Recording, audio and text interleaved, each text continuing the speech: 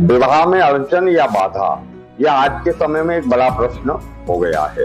तो जातक की कुंडली में ग्रहों की स्थिति यदि अनुकूल नहीं है, उसकी जन्म कुंडली में पितृदोष है, काल सर्प दोष है, मंगल दोष है, तो ऐसी स्थिति में विवाह में अड़चन आती है, देरी से विवाह होता है।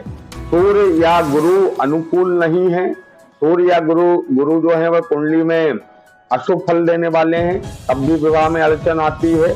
या सप्तमेश जो है जन्म कुंडली का, वह अशुभ फल को देने वाला है, अशुभ स्थान पर अशुभ स्थिति में बैठा हुआ है, तब भी विवाह में बाधा आती है, अड़चन आती है। कई बार विवाह तय हो जाता है, तय होकर के विवाह टूट जाता है। या मनचाहा अभीष्ट वर हम प्राप्त करना चाहते हैं, या अभीष्ट वधू हम प्राप्त करना चाहते हैं, तो मनचाहा वर या वधू प्राप्त करने में भी व्यक्ति को दिक्कतें होती हैं। तो इन दोषों को दूर करने के लिए ज्योतिषीय जो उपाय कहे गए हैं, उन उपायों को हम आपको बताते हैं। यदि आप विधि पूर्वक इन उपायों को करते हैं तो निश्चित ही शीघ्र विवाह भी होगा, उत्तम विवाह भी होगा, ऐसा हमारे शास्त्रों में वर्णन आया है। वर या पुरुष के विवाह में यदि कोई अड़चन है तो उसको सूर्य मंत्र का जप करना चाहिए, प्रातः काल प्रतिदिन भगवान सूर्य को अर्घ्य देना चाहिए और अकाउ के वृक्ष का पूजन करके अकाउ के वृक्ष में जल चढ़ाना चाहिए, अर्घ्य देना चाहिए। ऐसा करने से शीघ्र विवाह होता है। यदि कन्या के विवाह में किसी प्रकार के विवाह में अड़चन है तो कन्या को पीले गुरुवार का व्रत रखते हुए लक्ष्मी नारायण भगवान का पूजन और केले की वृक्ष की पूजन करना चाहिए। ऐसा करने से कन्या को गुरु बल की प्राप्ति होती है और शीघ्र ही उसका विवाह संभव हो जाता है। जन्म कुंडली में गुरु के कारण यदि विवाह में किसी प्रकार की दिक्कत है तो पीपल के वृक्ष की पूजन करना चाहिए, पीपल के वृक्ष के परिक्रमा लगाना चाहिए और पीपल के वृक्ष में जल चढ़ाना चाहिए। यदि जन्म कुंडली में पितृदोष, सर्पदोष, काल सर्पदोष इत्यादि के कारण किसी प्रकार की विघ्न बाधा है तो भगवान शंकर का पूजन करना चाहिए और पीपल के वृक्ष की पूजन करना चाहिए। शनि के कारण यदि विवाह में किसी प्रकार की दिक्कत है तो प्रत्येक शनिवार के दिन पीपल के वृक्ष की पूजन करके पीपल के 21 परिक्रमा लगाने से समस्त प्रकार के दोषों की निवृत्ति होती है।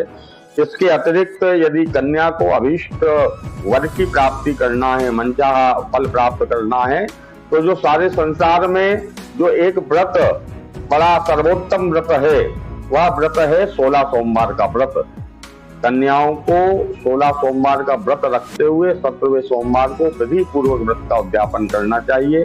ऐसा करने से निश्चित ही मनचाहा फल, मनचाहा वर की प्राप्ति होती है।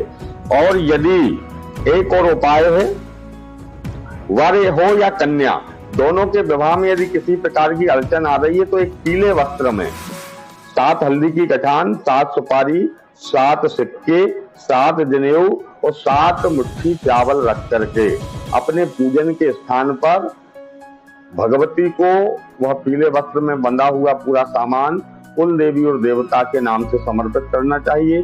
उसके साथ एक सिक्का और सुपारी भी भगवती को समर्पित करना चाहिए।